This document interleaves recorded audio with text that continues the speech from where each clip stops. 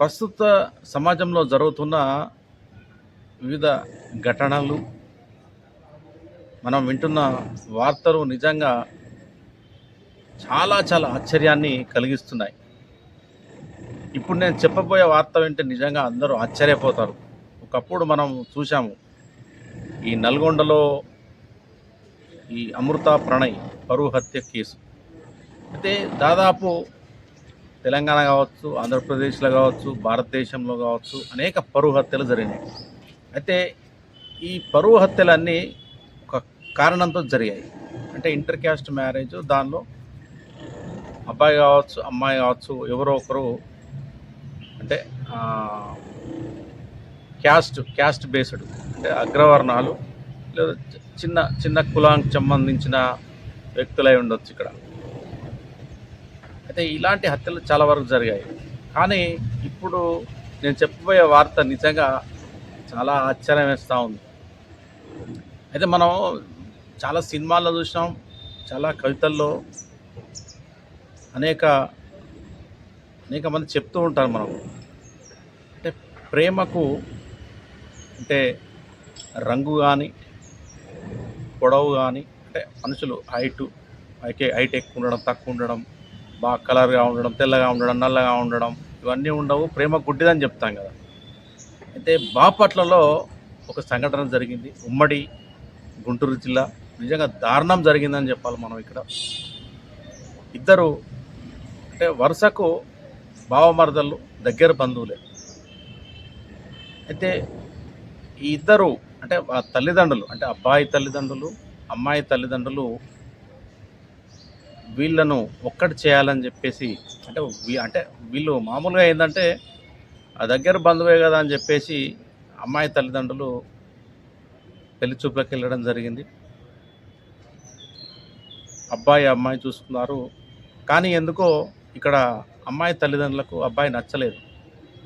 Caste కలిసింది, అన్నీ కలిసినాయి, కానీ అబ్బాయి నచ్చలేదు. ఎందుకు నచ్చలేదంటే అబ్బాయి చాలా కురచగా, అంటే చాలా పొట్టిగా ఉంటాడు అబ్బాయి. అబ్బాయి పేరు వచ్చేసి గణేష్, అమ్మాయి పేరు వచ్చేసి కీర్తి. ఈ ఘటన జరిగింది ఉమ్మడి గుంటూరు జిల్లా బాపట్ల. అయితే ఈ పెళ్లి చూపులు జరిగిపోయాయి, ఎవరింటికి వారు వెళ్ళిపోయారు. ఇక్కడతో అంతా బాగానే ఉన్నప్పటికీ అమ్మాయి తల్లిదండ్రులు అయితే ఈ సంబంధం వద్దనుకున్నారు. అయితే ఈ పెళ్లి చూపుల్లో ఒకరినొకరు చూసుకున్న అమ్మాయి అబ్బాయి ఫోన్ నంబర్ చేంజ్ చేసుకున్నారు. అప్పుడప్పుడు ఫోన్లో మాట్లాడడము, అదేవిధంగా వాట్సాప్లు చేసుకోవడం, ఇవన్నీ జరుగుతూ ఉంటాయి కదా.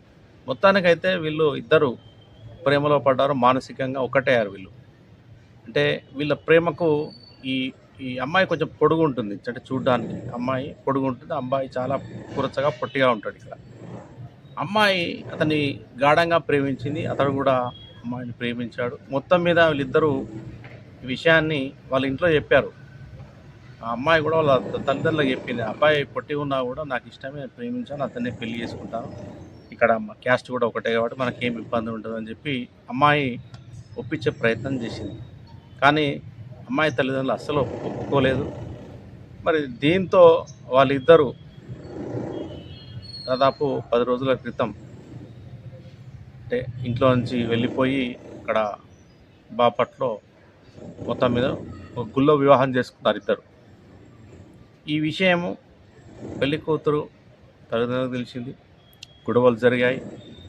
ముఖ్యంగా పెళ్లి కూతురు సోదరుడు, అతని పేరు దుర్గారావు, అతను కూడా వార్నింగ్ ఇవ్వడం జరిగింది. ఎవరైతే ఈ అమ్మాయిని కీర్తి అనే అమ్మాయిని పెళ్లి చేసుకున్నాడో ఈ పెళ్లి కూతురు అన్నయ్య దుర్గారావు వార్నింగ్ ఇవ్వడం జరిగింది. మీరు ఎక్కడికి వెళ్తారో, ఎలా బతుకుతారో నేను చూస్తానని చెప్పేసి వాళ్ళకైతే వార్నింగ్ ఇవ్వడం జరిగింది. అయితే ఈ నేపథ్యంలోనే ఈ నవ వధూవరులు మరి అక్కడ పోలీస్ స్టేషన్కి వెళ్ళి పోలీసులను ఆశ్రయించడం జరిగింది. మాకు థ్రెట్ ఉంది, మాకు ప్రాణరక్షణ కల్పించదని చెప్పేసి. వాళ్ళు కూడా మరి వాళ్ళకు కొంత ప్రొటెక్షన్ కూడా ఇచ్చారు. అయినప్పటికీ మరి దారుణం అయితే జరిగిపోయింది. పెళ్ళి అయితే చేసుకున్నారు, కానీ రిసెప్షన్ జరగలేదు.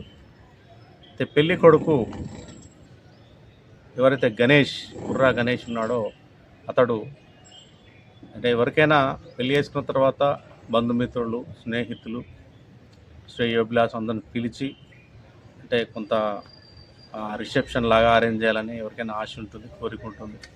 అయితే అతను ప్లాన్ చేశాడు, రిసెప్షన్ నిర్వహించాలని ప్లాన్ చేసి అతడు బ్యాంకులో నుండి డబ్బు డ్రా చేయడానికని వెళ్తూ ఉంటే మరి దుర్గారావు ఎవరైతే ఈ వధువు ఇతని భార్య అన్నయ్య తమ్ముడు అనుకుంటా, మొత్తం మీద ఈ వధువు అన్నయ్య ఈ గణేష్ బావమరిది అయిన దుర్గారావు మరి నడి రోడ్డు మీద అతన్ని పట్టుకొని దారుణంగా చంపేయడం జరిగింది, కత్తితో పొడి చంపడం జరిగింది.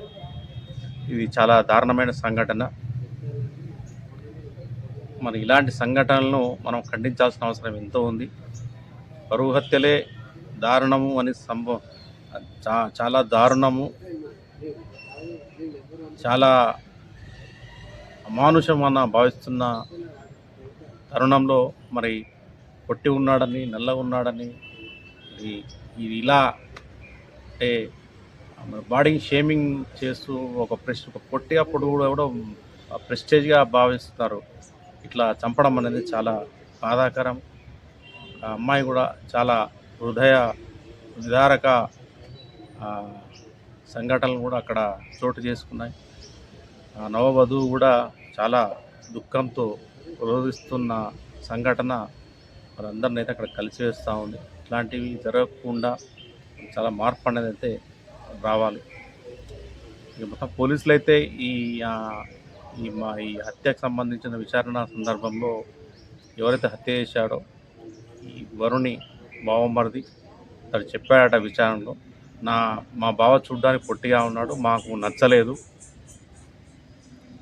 మా చెల్లిని కావాలనే ట్రాప్ చేసి మాయమాటలు చెప్పి ప్రేమించేటట్లు చేశాడు, ఆ విధంగా పెళ్లి చేసుకున్నాడు, మాకు నచ్చలేదు, అందుకనే నేను హత్య చేశానని చెప్పాడట. దీంతో పోలీసులు ఎవరైతే హత్య చేశారో దుర్గారావుని, అతనికి సహకరించిన అతని మిత్రులని, స్నేహితులను అదుపులోకి తీసుకొని విచారణ అయితే జరుపుతున్నారు. Thank you. ఇప్పటివరకు నా ఛానల్ని సబ్స్క్రైబ్ చేయని వారు దయచేసి సబ్స్క్రైబ్ చేయగలరని విజ్ఞప్తి. Thank you.